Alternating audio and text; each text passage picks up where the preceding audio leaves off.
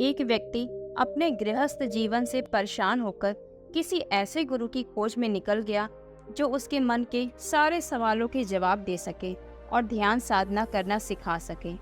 ऐसे गुरु की तलाश करते करते वह एक दिन काशी नगरी में आ गया। वहां भी उसने बहुत सारे साधु सन्यासियों से पूछा कि मुझे किसी ऐसे गुरु का पता बता दीजिए जो बहुत तेजस्वी हो, गुणवान हो। तो काशी के साधुओं ने कहा, हाँ, एक ऐसे गुरु तो हैं जो हिमालय की कंदराओं में रहते हैं, जो बहुत ही तेजस्वी हैं, कई वर्षों से तपस्या कर रहे हैं, लेकिन आज तक उनसे कोई नहीं मिल पाया है।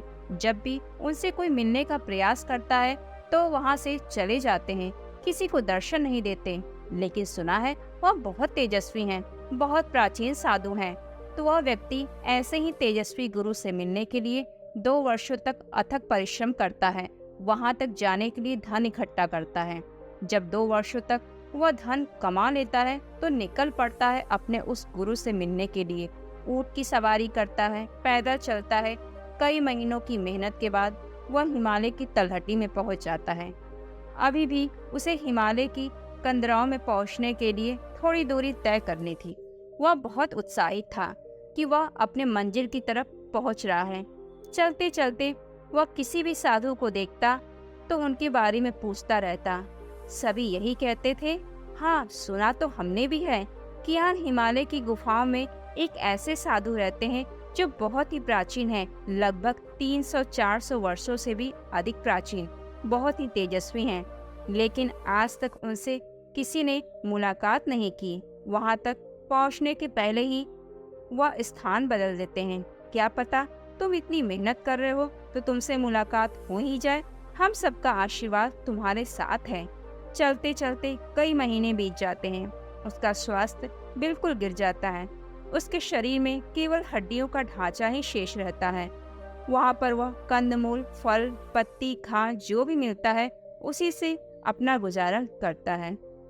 चलते चलते वह कुछ दूरी पर देखता है कि एक झोपड़ी जैसा दिखाई दे रहा है। वह वहाँ पर जाता है और अंदर देखता है।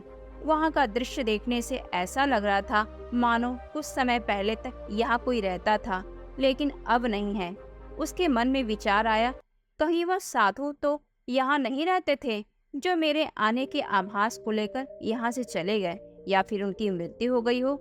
जैसे ही यह ख्याल उसके मन में आता है, तुरंत वह मूर्छित होकर जमीन पर गिर जाता है। कुछ समय पश्चात उसे होश आता है, आंखें खोलता है और फिर मन ही मन बोलने लगता है, अब मैं हार गया हूँ। अपनी आंखों को बंद कर लेता है और कहता है, अब मुझ में और शक्ति नहीं रही कि मैं आगे चल सकूं, उनको खोज सकूं। मेरा खोज, मेरा लक्ष्य सब हार गया।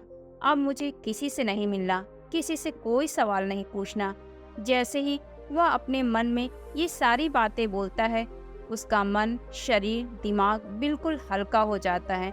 उसे एक असीम आनंद की प्राप्ति होती है। उसे ऐसा लगता है आज के पहले उसने यह सुख की अनुभूति कभी की ही नहीं। इतना हल्का मन उसने कभी नहीं पाया। अचानक उसे ऐसा लगा कि जैसे उसे कोई देख रहा हो। उसने आंखें खोलकर देखा, एक बूढ़ा सा साधु उसे देख रहा है, बड़ा ही तेजस्वी। उसने उसे देखकर पूछा, तुम जिसको ढूंढ रहे थे वह मैं ही हूँ। पूछो, तुम्हें मुझसे क्या पूछना है?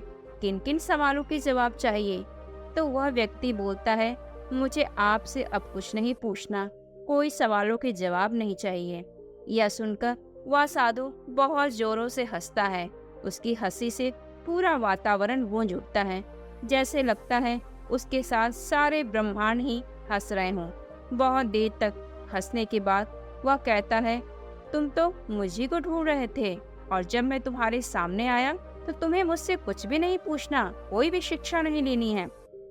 तो वह व्यक्ति कहता है, नहीं, क्योंकि अब मैं जान गया हूँ कि मैं क्या ढूंढ रहा था। वह मुझे स्वयं ही मिल गया। इसके पश्चात वह वृद्ध साधु वहाँ से चला जाता है और वह व्यक्ति वही हिमालय की गुफाओं में अपने शेष बचे हुए दिन ध्यान साधना में बिता देता है, क्योंकि साधना की पहली सीढ़ी तो मन का शांत होना होता है और उस व्यक्ति का मन पूरी तरह से शांत हो गया था। तो दोस्तों, आज की हमारी कहानी आपको कैसी लगी? कमेंट बॉक्स में लिखकर हमें ज़रूर बताइएगा और अपने दोस्तों को शेयर करना बिल्कुल ना भूलें। नमो बुद्धाय।